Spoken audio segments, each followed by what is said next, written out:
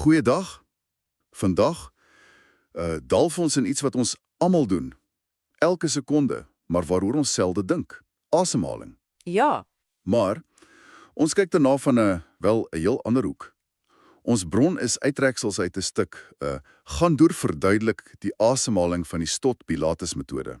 En Gandoer, hy's 'n perd. presies, 'n perd. Ja, jy het heeltemal reg gehoor. Maar kyk, Gandoer is nie sommer enige perd nie, né?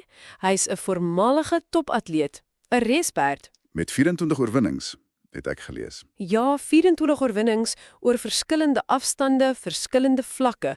Hy noem self sy topvlak sy Liga 1. So hy verstaan druk, hy verstaan presisie en daai intense fisiese inspanning van topkompetisie. Dis nogal indrukwekkend. En nou is hy afgetraine en hy's die geluksbringer vir Studio Biopilates Paris. Dis reg, maar vir ons vandag is hy amper soos 'n ou gesoute afrigter. Hy deel sy insigte oor asemhaling. Uit ervaring geleer. Juis. Deur sy hele loopbaan, hy het geleer dis nie net outomaties nie. Dis 'n strategie vir oorlewing as dit rof gaan, vir piekprestasie en baie belangrik vir herstel na die tyd. En dis presies waarna ons vandag wil kyk. Wat kan ons by Gandoer leer? Hoe sluit sy, kom ons sê, praktiese wysheid aan by die Stott-Pilates metode? Dis mos 'n spesifieke moderne Pilates benadering Ja? en hoe dit dalk universele beginsels belig vir perd en mens. Kom ons pak dit uit. Goed. Die heel eerste ding wat Gandoer regtig beklemtoon, en dis ook verrassend, is hoe hy asemhaal. Hy sê hy haal altyd deur sy neus asem. Altyd. Selfs as hy jaag. Dis anders as wat baie mense doen as hulle oefen, hè? Absoluut. Dis fundamenteel vir hoe perde gebou is. Hulle neus is ongelooflik. Regtig, as Gandoer inasem, filtreer sy neusgate die lug. Dink aan sand, stof, stuifmeel, alles word uitgehaal. OK. Terselfdertyd word hy ligte vochtig en verhit tot sy liggaamstemperatuur. So dis perfek vir sy longe. En hier so sleutelpunt, fisiologies. Neusasemhaling by perde stimuleer die vrystelling van stikstofmonoksied. Dis 'n gas. Stikstofmonoksied. Ja, dit help bloedvate verwyd en dit help die bloed om suurstof beter op te neem en te vervoer. Dis baie belangrik vir uithouvermoë. Sjoe, dit laat 'n mens nogal dink oor neusasemhaling. Het ons as mense dieselfde voordele? Kry ons ook daai stikstofmonoksied? Absoluut. Ons neuse doen presies dieselfde. Filtrering, bevochtiging, verhitting en ja, die stikstofmonoksied voordeel geld vir ons ook. Maar hier's die verskil.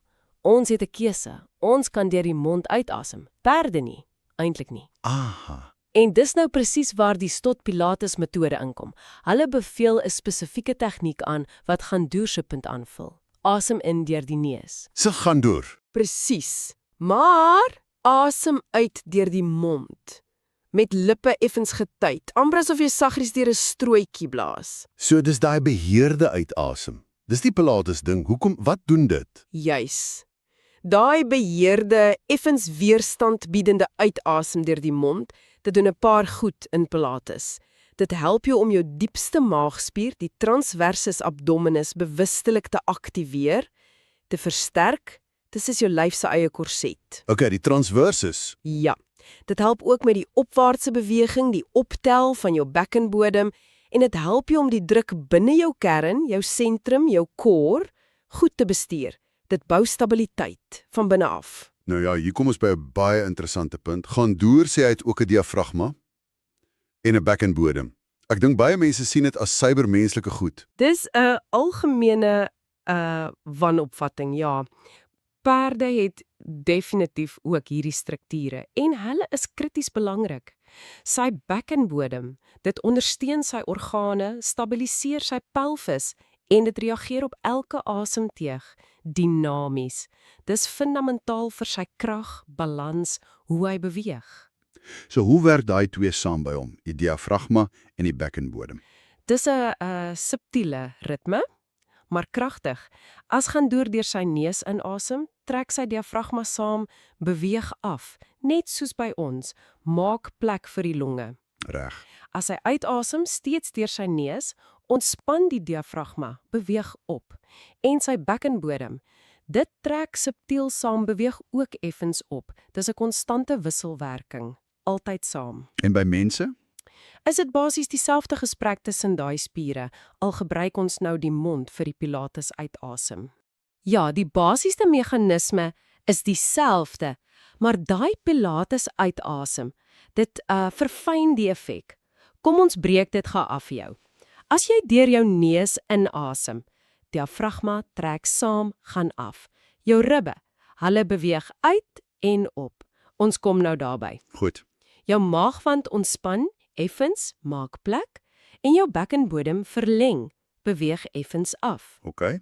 Nou, as jy volgens Pilates deur jou mond uitasem, met daai getweete lippe, jou bekkenbodem trek saam, lig op. Jou diep maagspier, die transversus, aktiveer, trek na binne en op, ondersteun alles. Jou kern voel, verbind, gestabiliseer. So julle hele ding diafragma af, bekkenbodem op, transversus in. Wat is die groot prentjie? Wat skep dit binne in ons? Wel, wat hier regtig saak maak, is hoe dit intra-abdominale druk skep en bestuur, IIP. Intra-abdominale druk. Ja, dink daaraan as 'n interne aanpasbare lugkussing binne jou romp. Bo is die diafragma, onder is die bekkenbodem en rondom die diep maag- en rugspiere. 'n Interessante lugkussing. Klink interessant. Hoe help dit? Vir ons of vir Gundor? As jy daai druk goed bestuur met jou beheerde asemhaling, dan versprei dit ondersteuning in alle rigtings. Nie net vorentoe nie, dis wanneer die maag uitstoot as jy dit verkeerd doen. O ja? Dit druk ook sywaarts in jou flanke in en, baie belangrik, agtertoe. Dit gee dinamiese ondersteuning vir jou laarrug, vir jou ruggraat. En die praktiese voordele, wat voel jy? Dis nogal baie, al voel dit dalk subtiel aan die begin. Hierdie goed bestuurde druk skep 'n sagte maar ongelooflike sterk interne stabiliteit. Dit werk soos 'n natuurlike skokbreker vir die ruggraat. Dit help om spasie tussen die wervels te behou, soort van dekompressie. Regtig? Ja, en dit beskerm jou rug as jy beweeg. Dit laat ook jou diep postuurspiere toe om hulle werk te doen sonder dat jou, kom ons sê, oppervlakkige spiere moet oorneem en span. Jou nek, jou skouers. Hulle kan ontspan. Presies. Dit maak sin hoekom gaan deur sê dit hou hom soepel, belyn, selfs teen daai hoë spoed en impak van reses. En jy kan daai selfde interne ondersteuning ontwikkel. Jy kan dit voel, dit kom van binne. Gundor het ook 'n baie visuele manier gehad om die ribbe se beweging te beskryf. Hy sê hulle beweeg nie almal dieselfde nie. Dis heeltemal reg en dis 'n sleutel tot vol driedimensionele asemhaling, nie net vlakkie bo in die bors nie. Hy beskryf 3 hoofpatrone en dis presies dieselfde vir ons. OK, wat is hulle? Eerstens die boonste ribbes. Kom ons sê ribbes 1 tot 6. Hulle beweeg hoofsaaklik vorentoe en effens op as jy inasem. Dink aan die handvatsel van 'n oudtydse waterpomp. Pomphandvatsel? Ek kry dit. Uitasem keer hulle terug. Tweedens, die middelste tot onderste ribbes. Sê net maar ribbes 7 tot 10. Hulle beweeg hoofsaaklik sywaarts uit as jy inasem. Maak die borskas breër, soos die handvatsel van 'n emmer wat jy oplig. Emmer handvatsel. OK. Sywaarts. Ja. En met uitasem kom hulle weer binne toe. En dan was daai Franse woord vir die heel onderstes. Ja. Die eterieur, stibials, dis die heel onderste ribbes, soms die swewende ribbes genoem, nommer 11 en 12. Hy sê hulle beweeg ook sywaarts uit met die inasem, amper asof hulle aan die asem hang, soos stibials aan 'n saal. Stibials, dis 'n goeie beeld. Ja, hulle open met die inasem en sluit weer met die uitasem. Dit help om stabiliteit terug te bring na die middellyn. Vir Gundor, wat stibials goed ken, is die boodskap duidelik. As daai stibelribbes reg beweeg, wyd en laag, dan help dit om alles anders reg te kry. Postuur, kernverbinding, als val in plek. Daai stibel idee gee regtig 'n gevoel van hoe dit laag en breed moet werk. Maar dis so maklik om verkeerd asem te haal, né? Veral as jy gespanne is. Absoluut. Dis 'n baie algemene patroon. Gaan Deur sien dit by homself ook raak as hy gespanne is, om hoofsaaklik hoog in die bors asem te haal. Net die boor. Ja. En dit is geneig om die nek- en skouerspiere te ooraktiveer. Ons noem hulle die hulpspiere van asemhaling. By mense praat ons van spiere soos die aan die kant van die nek, die sternocleidomastoid, die diep in die nek, die scalenus, en die bo op die skouers, die boonste trapezius. Gaan Deur het sy eie weergawes soos die sternocefaliese spier. So hierdie spiere, hulle is nie eintlik bedoel om die hoofwerk te doen nie. Ideaal gesien nee, nie vir normale rustige asemhaling nie. Hulle is daar om te help met baie intense inspanning, soos 'n naloop, of as daar dalk 'n onderliggende probleem is. Vir rustige asemhaling, of selfs matige oefening soos pilates, behoort hulle eintlik redelik kalm te bly. Maar hulle neem oor. Ja, as ons gestres is, angstig, moeg, of sommer nie uit gewoonte, dan neem hierdie hulpspiere oor. En die gevolg? Vlakker asemhaling, onnodige spanning in die nek en skouers, en dikwels daai gebrek aan diep kernaktiwiteit waaroor ons gepraat het. En Gandor voel dit ook. Daai selfde patroon. Ja, hy beskryf dit baie duidelik. As hy gespanne raak, voel hy hoe sy nek styf word. Sy asemhaling word hoër, korter. Dit voel minder doeltreffend. Hy kry nie daai diep, lekker asemteug nie. En hy verloor daai gevoel van kernstabiliteit. Dis maklik om in daai groef te val onder druk. Ja. So die les hier, vir perd en mens, dis dieselfde. Word bewus hiervan. Leer om daai hulpspiere bewustelik te ontspan. Rig jou aandag laer in die ribbekas. Weier na die kante, onthou die emmer handvatsels en stibiels, selfs in jou rug in. Laat die diafragma lei. Laat die kern reageer. Moenie die nek en skouers forceer nie. Of ons te help dit self te voel, gee Gandor sommer 'n praktiese oefening. Kan jy ons daardeur vat? Sekerlik, hy stel voor, gaan lê gemaklik op jou rug, buig jou knie, voete plat op die vloer, so heupwyte uitmekaar. Plaas een hand liggies op jou onderbuik, die ander hand aan die kant van jou onderste ribbes. Goed. Haal nou rustig in deur jou neus. Sonder om te forceer, kyk of jy kan voel hoe jou rug effens breër word teen die vloer. Dalk voel jy hoe jou onderste ribbes effens sywaarts beweeg onder jou hand. Ek probeer dit voel. Asem dan stadig en saggies uit deur jou mond, met lippe effens getuit, asof jy 'n kers doodblaas. Voel hoe jou onderbuik saggies plat trek in die rigting van jou ruggraat. Dis jou transversus wat werk. Dalk voel jy ook 'n subtiele konneksie, 'n stabiliteit in jou bekken. Ja, ek voel iets. Herhaal dit 'n paar keer en terwyl jy dit doen, bring jou aandag na jou nek en skouers. Klim hulle op na jou ore. Knyp jy jou kakebeen. O ja, myne wil. Probeer daai areas doelbewus sag maak, ontspanne. Laat die hulpspiere rus. Vertrou op jou dieper asemhalingsmeganisme. Dis 'n wonderlike eenvoudige manier om daai verbinding te begin voel, deur die asem. Hoe sou dit dan werk op 'n Pilates-apparaat, soos die Reformer, daai glyding met die vere wat Gandor ook noem? Goeie vraag. Kom ons visualiseer dit. Jy lê op die Reformer, voete op die voetstang, voetbaar.